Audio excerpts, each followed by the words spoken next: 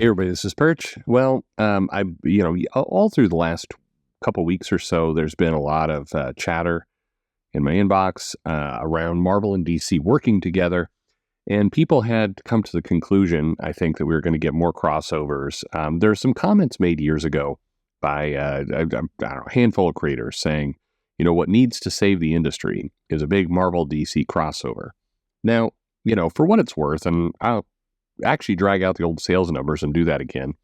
We should look at what happened the last time there was a big crossover. The Amalgam universe, it sold. Don't get me wrong. In Marvel versus DC, they were sellers, but they weren't exactly. Two factors there. They weren't the biggest events and biggest sellers. It wasn't save the entire comic universe level of sales.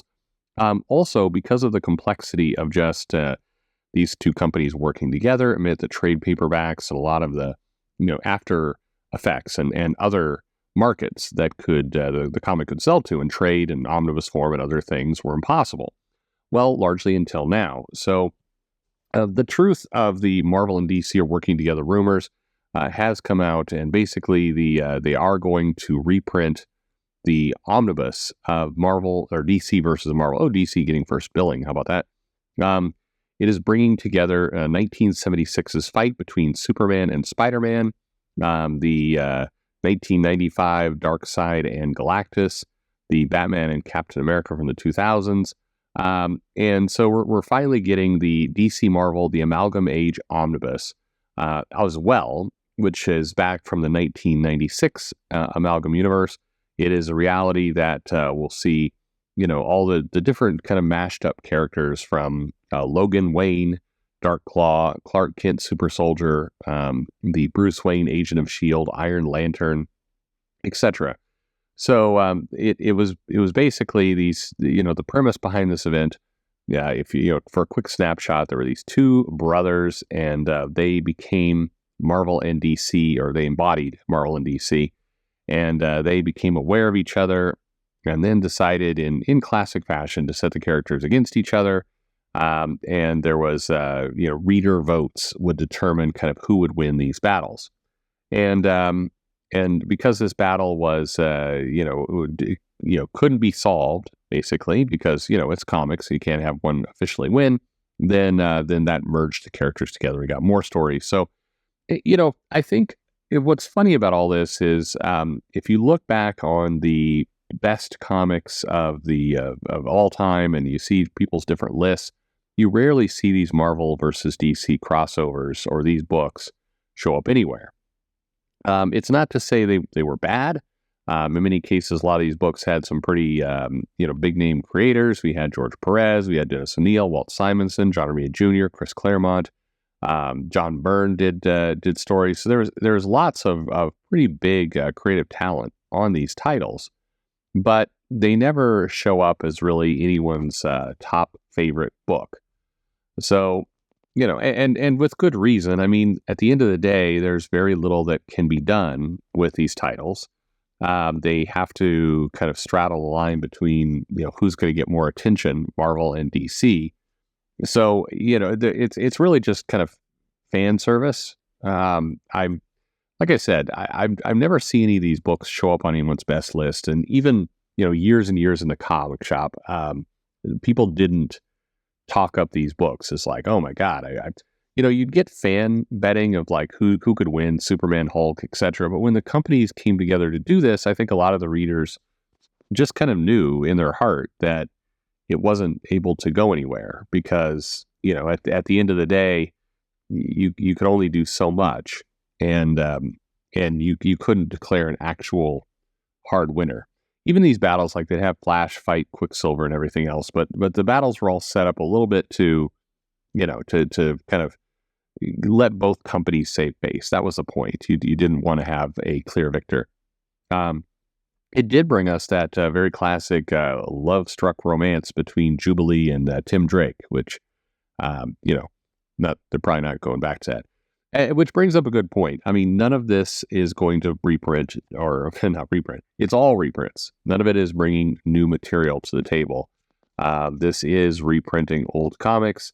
And for many, it's comics that have been out of print and comics that people desperately have wanted. So to read through it, the DC versus Marvel Omnibus will include Batman Captain America #1, Batman Daredevil #1, Batman Punisher Lake of Fire #1, Batman Spider-Man #1, Daredevil Batman #1, DC Special Series number 27, Darkseid versus Galactus The Hunger #1, Green Lantern Silver Surfer Unholy Alliances #1, Incredible Hulk versus Superman #1, DC and Marvel presents the Uncanny X-Men and New Teen Titans Great Book #1, Marvel Treasury Edition 28, Punisher Batman Deadly Knights #1, Silver Surfer Superman #1, Spider-Man and Batman #1, Superman The Amazing Spider-Man #1, and Superman Fantastic Four #1. Then, the second omnibus is the DC Marvel The Amalgam Age omnibus, and this is DC versus Marvel 1 through 4, All Access 1 through 4, Unlimited Access 1 through 4, Super Duper Unlimited. No, I'm just kidding. Bat Thing #1, Bruce Wayne Agent of S.H.I.E.L.D., Bullets and Bracelets, Challengers of the Fantastic, Doctor Strange Fate, Iron Lantern, Legends of Dark Claw, Lobo the Duck, Speed Demon, Spider-Boy, not that one, Super Soldier, Thoron of the New Asgods, X-Patrol, and a bunch of behind-the-scenes material. From what we can see, it looks like a number of sketches, kind of character concepts, some original scripts, that kind of thing. And all this stuff are going to come out simultaneously, same day. Probably not the best plan there, particularly for comic shops that are, maybe short on cash. The idea of now having to stock up a bunch of expensive in a kind of nice, easy way. And, again, I think for a lot of people who have good memories of this stuff, this is a nice opportunity to finally get some of these books that are relatively, they're not impossible to find. I mean, you can pick up a lot of these floppies, but they can be a little bit of a trick. They're not the most high cost things, but again, getting them all together has been difficult. And there have been a lot of calls for, getting that trade paperback sooner rather than later has been a big request for quite some time. So it's nice that's finally going to happen. So the question is, for all of you, how do you remember these books? Again, it's one of those funny things where a lot of people remember them very fondly in their minds, but they don't go out of their way to read them again. And it's, in many cases, felt like more of a what if kind of almost joke or I don't know. I always have strange feelings because people ask about this, like, don't you think, wouldn't it be great if they crossed over together? And you're like, they did, but the results were, I mean, it was fun at the time, but it felt more like a kind of sideshow attraction, not anything more serious to comics. And so the impression I've always got is that people really, what they wanted in their hearts was the comic. They wanted, if they were going to have a crossover, they like to see something like a legit big storyline, like a Rick Remender X-Force type run where you're really going to get into things. But even there, I think that there's this belief that if they just worked together more, it would help comics. And I'm not convinced that these two universes merging up would have a great impact, but maybe I'm wrong about that. So let me know in the comments below. As always, like and subscribe and stuff. And sorry if my voice sounds a little weird. I'm feeling under the weather for sure, which is a huge understatement. But for those of you who know, So thanks for all the kind wishes and doing my best over here. Anyway, thanks for listening.